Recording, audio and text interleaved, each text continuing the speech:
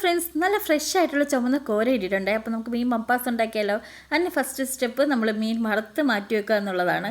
പിന്നെ മപ്പാസ് ഉണ്ടാക്കാൻ വേണ്ടിയിട്ട് നമുക്ക് കൊച്ചുള്ളി, സവാള, ഇഞ്ചി, വെളുത്തുള്ളി, കരിവേപ്പില, പച്ചമുളക് ഇതെല്ലാം മിക്സിയിലെ ജാറിനകത്തിട്ട് ജസ്റ്റ് ഒന്ന് ക്രഷ് ചെയ്ത് നമ്മൾ എടുക്കണം. ശേഷം ചട്ടിക്കകത്തോട്ട് നമ്മുടെ ഇതെല്ലാം ഇട്ട് നല്ല രീതിയിൽ കുറച്ച് എണ്ണ ഒഴിച്ചൊന്ന് വഴറ്റി കൊടുക്കണം.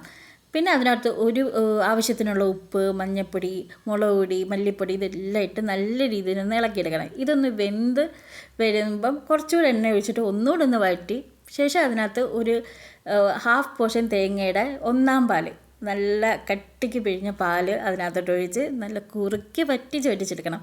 പിന്നെ നമ്മളൊരു വാഴയിലക്കകത്ത് ഈ ഒരു മപ്പാസിൻ്റെ ഗ്രേവി താഴെ വെക്കുക, പിന്നെ മീൻ വെക്കുക, പിന്നെ അതിൻ്റെ മുകളിൽ വെച്ച് പൊള്ളിച്ചെടുത്ത് നമ്മുടെ ഫിഷ് മപ്പാസ് റെഡി. അപ്പോൾ അടിപൊളി ടേസ്റ്റാണ്. നിങ്ങളൊന്ന് ഉണ്ടാക്കി നോക്കണേ. അപ്പോൾ അടുത്ത വീഡിയോ കാണാം. ബൈ.